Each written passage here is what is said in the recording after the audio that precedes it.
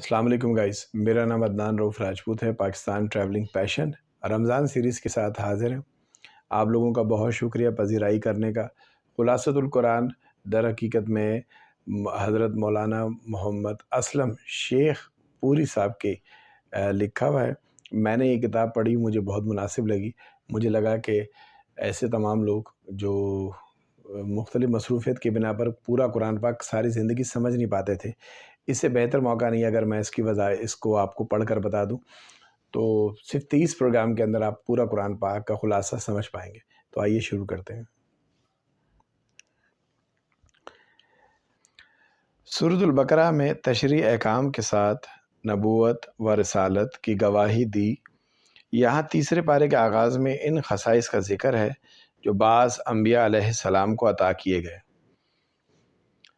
کسی کو سیادت و قیادت عطا ہوا، کسی کو بلا واسطہ ہم کلامی کا شرف عطا کیا گیا، کسی کی تائید واضح معجزات سے کی گئی۔ یہ تمام انبیاء مرتبے کے باوجود فضل و شرف میں ایک جیسے نہ تھے، بلکہ بعض کو بعض پر فضیلت حاصل تھی۔ جیسے بعض انبیاء کو دوسرے بعض پر فضیلت حاصل ہے، اسی طرح ان کی امتوں کو ایک دوسرے پر بھی فضیلت حاصل ہے، چونکہ بہت ساری خصوصیات اور امتیازات کی بنا پر ہمارے آقا حضرت محمد صلی اللہ علیہ وآلہ وسلم کو تمام انبیاء پر فضیلت حاصل ہے، لہٰذا آپ کی امت کو بھی دوسری تمام امتوں پر فضیلت حاصل ہے۔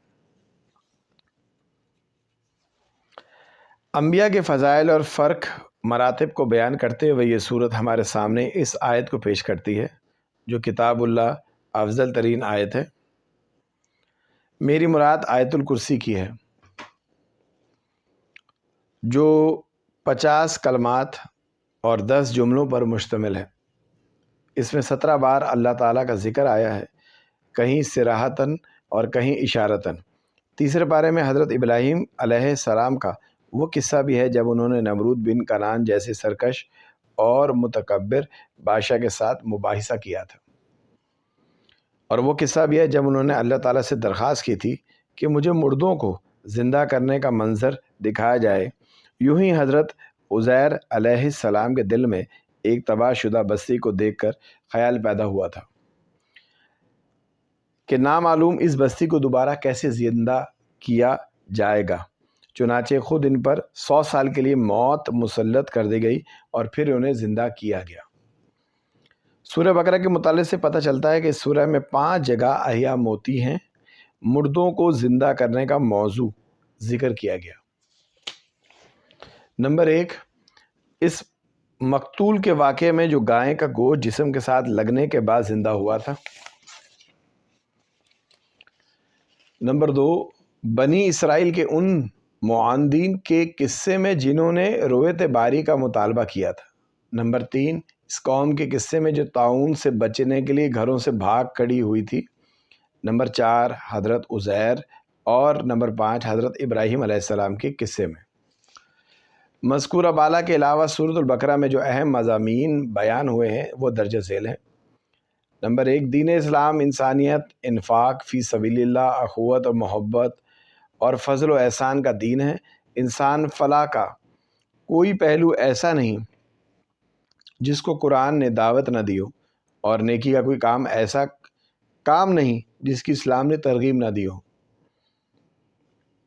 سورۃ البقرہ میں انداز بدل بدل کر انفاق فی سبیل اللہ کی فضیلت بھی بیان کی گئی ہے اور اس کے آداب بھی بتائے گئے ہیں۔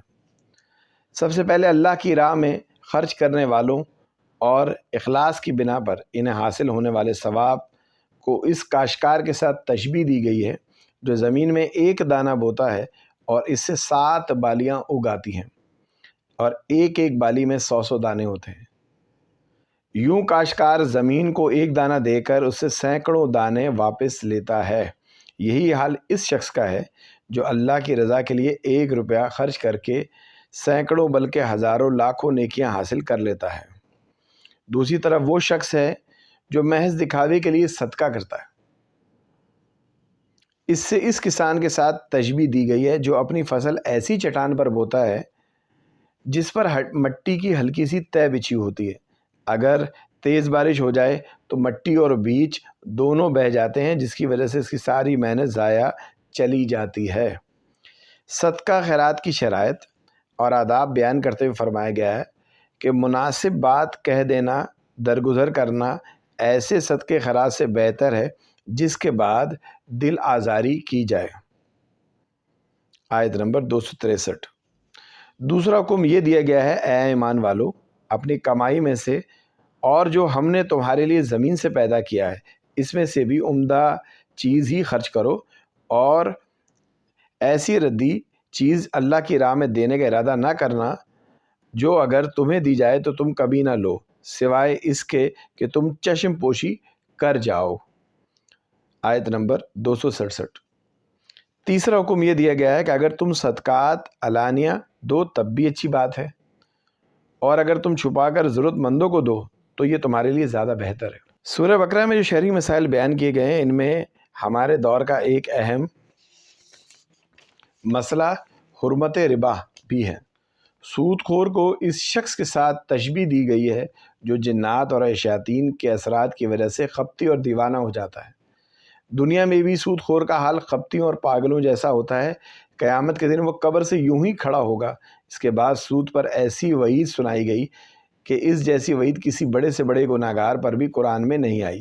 ارشاد ہوتا ہے، اے ایمان والو، اللہ سے ڈرو اور لوگوں پر تمہارا جو سود باقی رہ گیا ہے اگر تم واقعی مومن ہو تو اسے چھوڑ دو، لیکن تم نے ایسا نہ کیا تو پھر تمہارے لیے اللہ اور اس کے رسول کی طرف سے اعلان جنگ ہے۔ آیت نمبر 278 279۔ یہاں یہ امر قابل غور ہے کہ قرآن نے صدقے کے فضائل و آداب بیان کرنے کے بعد ربا کے نقصانات اور تباہکاریاں بیان کی۔ اصل میں صدقہ اور ربا متضاد نظام ہے۔ صدقے میں احسان، پاکیزگی اور تعاون کا جذبہ ہوتا ہے، جبکہ ربا میں بخل، گندگی، خود غرضی پوشیدہ ہوتی ہے۔ صدقے میں دیا ہوا مال واپس لینے کی نیت نہیں ہوتی، جبکہ ربا میں اصل زر سے زیادہ لینے کی شرط ہوتی ہے۔ صدقے سے آپس کی محبت بڑھتی ہے، جبکہ ربا سے باہمی نفرت میں اضافہ ہوتا ہے۔ صدقہ کرنے والے کے لیے اللہ کی محبت کا اعلان اور مغفرت کا وعدہ ہے، جبکہ سود خور پر لعنت کی وعید اعلان جنگ ہے۔ سود کے نفسیاتی، اخلاقی، معاشی، معاشرتی نقصانات اتنے واضح ہیں کہ آپ سود کے حامی بھی دبی دبی زبان سے ان کا اعتراف کرنے لگے ہیں۔ ربا کی حرمت کا حکم بیان کرنے کے بعد دین، تجارت، باہمی لین دین اور رہن کے احکام بیان کیے گئے ہیں۔ یہ احکام جس آیت کریمہ میں بیان کیے گئے ہیں وہ قرآن کریم کی سب سے طویل آیت ہے، جس سے ثابت ہوتا ہے کہ قرآن مالی معاملات کو کس قدر اہمیت دیتا ہے۔ یہ کہ اسلام دین اور دنیا، عبادت اور تجارت، جسم اور روح سب کو ساتھ ساتھ لے کر چلتا ہے۔ اس آیت کریمہ میں جو احکام دیے گئے ہیں ان میں سے چند درجہ ذیل ہیں۔ ادھار کے تمام معاملات میں تحریری دستاویز تیار کر لینا چاہیے۔ نمبر 2، جب ادھار کا معاملہ کیا جائے تو اس کی میعاد ضرور مقرر کر لی جائے، میعاد بھی ایسی مقرر کی جائے جس میں کوئی ابہام نہ ہو۔ نمبر 3، دوران سفر اگر دستاویز کی تیاری ممکن نہ ہو تو رہن رکھ کر بھی قرض لیا جا سکتا ہے۔ نمبر 4، دست بدست تجارت کی صورت میں تحریر ضروری نہیں، چونکہ سورہ بقرہ میں نماز، زکوٰۃ، حج، روزہ، جہاد، صدقہ، ربا، طلاق اور عدت جیسے متعدد شرعی احکام بیان ہوئے ہیں۔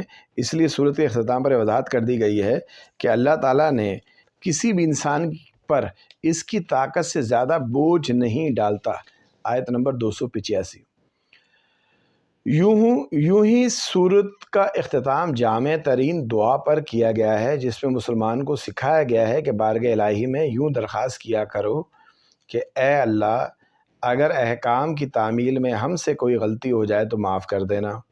جب تک مسلمان احکام الہی پر اپنی استطاعت کے مطابق عمل کرنے کے ساتھ اپنی غلطیوں اور کوتاہیوں پر استغفار کرتے رہیں گے تو وہ اللہ تعالیٰ سے دعا اور التجا کرتے رہیں گے تو انشاءاللہ یہود جیسے انجام بد سے بچے رہیں گے۔ سورۃ آل عمران، تیسرے پارے کے 8 رکوع سورہ بقرہ پر مشتمل تھے۔ اب 9ویں رکوع سے آل عمران کا آغاز ہوتا ہے۔ یہ سورت بالاتفاق مدنی ہے۔ اس میں 20 رکوع اور 200 آیات ہیں۔ چونکہ اس سورت میں حضرت عمران علیہ السلام کے خاندان کا قصہ بیان کیا گیا ہے، اس لیے ان کا نام آل عمران رکھ دیا گیا ہے۔ اس سورت کی فضیلت کے بارے میں صحیح مسلم میں حضرت ابو امامہ رضی اللہ تعالی عنہ سے روایت ہے کہ میں نے رسول اللہ صلی اللہ علیہ وآلہ وسلم کو فرماتے ہوئے سنا کہ 2 روشن صورتیں یعنی بقرہ اور آل عمران پڑھا کرو۔ ان دونوں صورتوں کے مضامین میں ہر درجہ مناسبت پائی جاتی ہے۔ خود نبی کریم صلی اللہ علیہ وآلہ وسلم کا ان 2 صورتوں کو زہراوین 2 روشن چیزیں یا شمس و قمر قرار دینا بھی ان کے درمیان مناسبت کو ظاہر کرتا ہے۔ علاوہ ازیں ان 2 صورتوں میں اہل کتاب سے خطاب ہے، مگر سورۃ البقرہ میں زیادہ تر روح سخن یہود کی طرف تھا، جبکہ آل عمران میں اصل خطاب نصارہ سے ہے۔ پھر یہ کہ دونوں صورتوں کا آغاز حروف مقطعات میں الف لام میم کے ساتھ ہوا اور دونوں ہی صورتوں کی ابتدا میں قرآن کی حقانیت کو بیان کیا گیا۔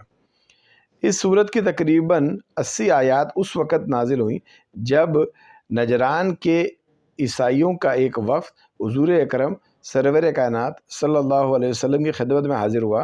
وفد میں نصارہ کے 60 افراد شامل تھے۔ وفد کے شرکا نے حضرت عیسیٰ علیہ السلام کے بارے میں نبی کریم صلی اللہ علیہ وآلہ وسلم کے ساتھ مباحثہ کیا اور انہیں معاذ اللہ کا بیٹا ثابت کرنے کی کوشش کی۔ اس سلسلے میں ان کا اس غلط استدلال کا جواب دیتے ہوئے فرمایا گیا کہ اللہ کے کلام میں 2 قسم کی آیات ہیں۔ بعض آیات وہ ہیں جو اپنی مراد پر دلالت کرنے میں بالکل واضح ہیں، ایسی آیات کو محکمات کہا جاتا ہے، اور قرآن کریم کا غالب حصہ محکمات پر ہی مشتمل ہے۔ اور دوسری قسم کی آیات وہ ہیں جن کی حقیقی اور یقینی مراد اللہ کے سوا کسی کو معلوم نہیں یا جن میں کسی بھی وجہ سے اشتباہ پایا جاتا ہے۔ ایسی آیات کو متشابہات کہا جاتا ہے۔ جو حق کے متلاشی ہوتے ہیں وہ ہمیشہ محکمات کی پیروی کرتے ہیں، جن کے دل میں کجی اور دماغ میں فطور ہو وہ متشابہات کی غلط سلط تعویل کرنے اور ان کی مراد تک پہنچنے کی کوشش میں لگے رہتے ہیں۔ کلمۃ اللہ اور روح اللہ جیسے الفاظ متشابہات کی قسم ہے۔ ان متشابہات کی بنیاد پر شرکی عقائد کی عمارت کھڑی کرنی پانی پر نقش بنانے کے سوا کچھ نہیں۔ توحید اور ایمان کے دلائل بالکل واضح ہیں۔ ان کا انکار وہی شخص کر سکتا ہے جو بصیرت سے بالکل کورا ہو۔ اس کا کائنات کی ہر چیز یہاں تک کہ خود باری تعالیٰ، اس کے فرشتے اور نیک علماء توحید گواہی دیتے ہیں۔ آیت نمبر 18، جیسے اللہ توحید کی گواہی دیتا ہے اسی طرح وہ اس بات کی بھی گواہی دیتا ہے کہ اس کے نزدیک پسندیدہ دین صرف اسلام ہے۔ یہود و نصارہ کا اس کی حقانیت کے بارے میں جھگڑا کرنا سوائے کفر و عناد کے اور کچھ نہیں۔ اگلی آیات میں مسلسل اہل کتاب کی مذمت کی گئی ہے اور ان کے جرائم بیان کیے گئے ہیں۔ یہی ہیں جنہوں نے انبیاء کو قتل کیا، خون ریزی کی، اللہ کے نیک بندوں پر مظالم ڈھالے۔ مسلمانوں کو سمجھایا گیا ہے وہ مومنوں کو چھوڑ کر کافروں کو دوست نہ بنائیں، کیونکہ اسلام اور کفر کے درمیان کوئی رشتہ اور ناطہ نہیں ہے، اور کافر بھی مسلمان کے ساتھ مخلص نہیں ہو سکتا۔ 3 عبرت آموز قصے۔ اگلی آیات میں سورہ آل عمران کے 3 عبرت آموز قصے بیان کرتے ہیں۔ یہ تینوں قصے خوارق عادت کے قبیل سے ہیں اور تینوں اللہ کی عظیم قدرت اور دلالت کرتے ہیں۔ پہلا قصہ حضرت مریم علیہ السلام کی ولادت کا ہے، جنہیں عیسائیوں نے اللہ تعالیٰ کی زوجہ اور ان کے بیٹے کو اللہ کا بیٹا قرار دیا اور یوں بدترین گمراہی کا شکار ہو گئے۔ حضرت مریم علیہ السلام کے والد حضرت عمران اللہ کے نیک بندے تھے اور آپ کی والدہ بنت فاقوس صاحب کردار اور پاک خاتون تھی۔ عرصے تک ان کے ہاں بچہ پیدا نہیں ہوا۔ ایک دن پرندے کو دیکھ کر کہ وہ اپنے بچے کو دانہ کھلا رہا تھا، دیکھ کر دل مچل گیا، اولاد کی آرزو پیدا ہو گئی۔ اللہ کے حضور دامن پھیلایا اور درخواست کی کہ اور نظر مانی کہ اگر تو مجھے اولاد عطا فرما دے تو میں اسے بیت المقدس کی خدمت کے لیے وقف کر دوں گی۔ اللہ نے دعا قبول فرما لی۔ ان کے ہاں بیٹی پیدا ہوئی۔ دستور یہ تھا کہ بیت المقدس کی خدمت کے لیے لڑکوں کو قبول کیا جاتا تھا، لڑکیوں کو قبول نہیں کیا جاتا تھا۔ ایک سانحہ یہ بھی پیش آ گیا کہ نومولود بچی کے والد کے انتقال فرما گئے۔ اللہ نے سابق دستور کے خلاف زوجہ عمران کی نظر قبول کر لی اور اپنے زمانے کے بہترین انسان حضرت زکریا علیہ السلام کو بچی کی کفالت اور تربیت کے لیے منتخب فرما لیا۔ حضرت زکریا علیہ السلام نے بچی کی کرامتیں اور بے موسم کا پھل دیکھا تو ایک دن پوچھا، اے مریم، یہ رزق تمہارے پاس کہاں سے آتا ہے؟ انہوں نے جواب دیا، اللہ کے ہاں سے آتا ہے، بے شک اللہ جسے چاہے بے حساب رزق دیتا ہے۔ آیت نمبر 37۔ معصوم بچی کا ایمانی جواب سن کر حضرت زکریا علیہ السلام کے دل میں بھی اولادگی کی آرزو جاگ اٹھی، حالانکہ ان کی عمر اس 100 سال سے تجاوز کر چکی تھی، بیوی بھی بوڑھی ہو چکی تھی، بانج تو تھی لیکن ظاہری اسباب کے مخالف کے باوجود انتہائی عجز و انکساری کے ساتھ اپنے رب سے دعا کی، اے میرے رب، مجھے اپنی خصوصی عنایت سے نیک اولاد عطا فرما، بے شک تو ہی دعاؤں کو قبول کرنے والا ہے۔ آیت نمبر 38۔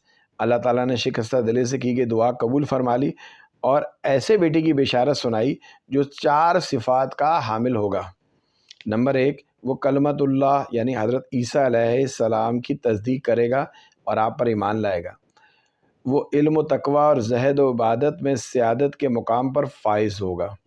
وہ انتہائی عفیف ہوگا، قدرت اور قوت کے باوجود عورتوں کے قریب نہیں جائے گا، اور وہ انبیاء اور صالحہ کی جماعت کا ایک فرد ہوگا۔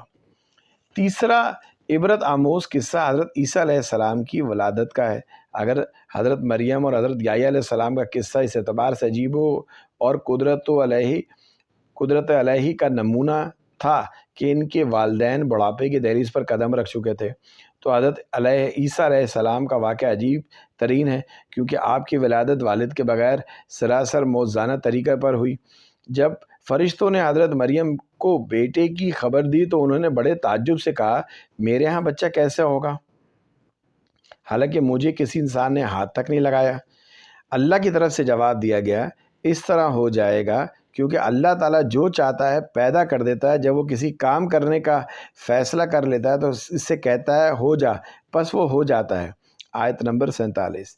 سیدنا مسیح علیہ السلام کو باری تعالیٰ سے مختلف معجزات عطا فرمائے، لیکن ان معجزات کو دیکھ لینے کے باوجود یہود کو ایمان قبول کرنے کی سعادت حاصل نہ ہوئی اور انہوں نے آپ کو قتل کرنے کا عزم کر لیا۔ دوسری طرف اللہ نے آپ کو بچانے کی تدبیر کر لی اور پھر سب نے دیکھ لیا کہ اللہ ہی کی تدبیر غالب رہی۔ ارشاد باری تعالیٰ ہے، انہوں نے بھی تدبیر کی اور اللہ نے بھی تدبیر کی، اور اللہ سب تدبیر کرنے والوں سے اچھا ہے۔ آیت نمبر 54۔ یہودیوں کا دعویٰ ہے کہ ہم نے حضرت عیسیٰ علیہ السلام کو معاذ اللہ سولی دے کر قبر میں دفن کر دیا تھا۔ 3 دن تک وہیں رہے، پھر قبر پھٹی اور آسمان پر چلے گئے اور وہاں رب کے عرش پر تشریف فرما ہو گئے۔ متحدہ ہندوستان میں ایک مدعی نبوت کی اقتدا کرنے والے فرقے کا دعویٰ ہے کہ آپ سولی پر زخمی ہو گئے تھے، آپ کو مردہ سمجھ کر قبر میں دفن کر دیا گیا، شاگردوں نے آپ کا علاج کیا جس سے آپ تندرست ہو گئے، پھر آپ ہجرت کر کے کشمیر چلے گئے، وہیں آپ کا انتقال ہوا۔ ان تمام دعووں کے برعکس قرآن کا دعویٰ اہل سنت جماعت کا متفقہ عقیدہ یہ ہے کہ آپ کو زندہ آسمان پر اٹھا لیا گیا تھا۔ آپ قیامت کے قریب آسمان سے اتریں گے، پھر اپنی زندگی پوری فرما کر طبعی موت مریں گے۔ سورہ آل عمران میں جس وقت اللہ نے فرمایا میں تجھے اسی وقت موت دوں گا جو وقت موت کے لیے مقرر ہے، فی الحال میں آپ کو اپنی طرف اٹھا لیتا ہوں اور میں تجھے کافروں کے الزامات سے پاک کیے دیتا ہوں اور تیری اتباع کرنے والوں کو قیامت کے دن کافروں پر غالب کر دوں گا۔ آیت نمبر 55۔ نجران کے وہ عیسائی جو حضور اکرم سرور کائنات صلی اللہ علیہ وآلہ وسلم کے ساتھ بحث و مناظرہ کے لیے مدینہ منورہ آئے تھے، جب وہ تمام دلائل سننے کے باوجود حق کا اعتراف کرنے پر تیار نہ ہوئے تو اللہ کے حکم سے آپ نے انہیں مباہلہ کی دعوت دی، یعنی کہ تم اپنے اہل و عیال کو لے آؤ، میں اپنے اہل و عیال کو لے آتا ہوں، پھر ہم مل کر خوش و خضوع کے ساتھ اللہ تعالیٰ سے دعا کرتے ہیں۔ ہم میں سے جو جھوٹا ہے اس پر اللہ کی لعنت ہو۔ آیت نمبر 61۔ عیسائیوں کا یہ وفد جو 60 افراد پر مشتمل تھا، اس میں سے ان کے 14 انتہائی سربراہ وہ مذہبی رہنما شامل تھے۔ ان میں کوئی بھی مباہلے کے لیے تیار نہ ہوا، بلکہ آپ کو جزیہ دینے پر راضی ہو گئے۔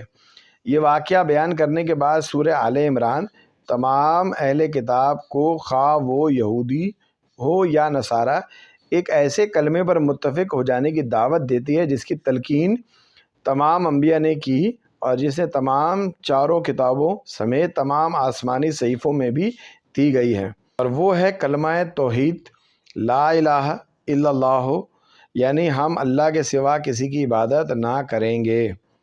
آیت نمبر 64۔ یہود و نصارہ کی بد عملیوں، بد دیانتوں اور ان کے جھوٹ اور ان کے افطرا کو بیان کرنے کے بعد سورہ آل عمران بتاتی ہے کہ اللہ تعالیٰ نے تمام انبیاء سے عہد لیا تھا کہ اگر ان کی موجودگی میں خاتم الانبیاء حضرت محمد صلی اللہ علیہ وآلہ وسلم تشریف لے آئے تو تم سب آپ پر ایمان لاؤ گے، اور اگر تمہاری موجودگی میں نہ آئے تو پھر تمہارے امتی ان کی تباہ کرنے اور ان پر ایمان لانے کے پابند ہوں گے۔ آیت نمبر 81۔ انبیاء سے عہد، حقیقت میں ان کی امت سے عہد تھا، مگر افسوس کہ ان کی انبیاء کی امتوں نے اس عہد کی پاسداری نہ کی اور تصدیق اور مدد کے بجائے وہ تکذیب اور مخالفت پر تل گئے۔ یہ آیت کریمہ ہمارے آقا صلی اللہ علیہ وسلم کو سید الانبیاء ثابت کرتی ہے۔ تیسرے پارے کے اختتام پر اس بات کی وضاحت کر دی گئی ہے کہ ایمان اور کفر دو ایسی ضدیں ہیں جو جمع نہیں ہو سکتی، اس لیے ان لوگوں کی سخت مذمت بیان کی گئی ہے جو ایمان سے مرتد ہو جاتے ہیں، ضلالت کو ہدایت پر ترجیح دیتے ہیں، جن کا حالت کفر میں انتقال ہو جاتا ہے۔ یا پروردگار، میرا پڑھنا اور ہم سب لوگوں کا سمجھنا، اس پہ عمل کرنا قبول فرما، آمین۔ صدق اللہ العلی العظیم۔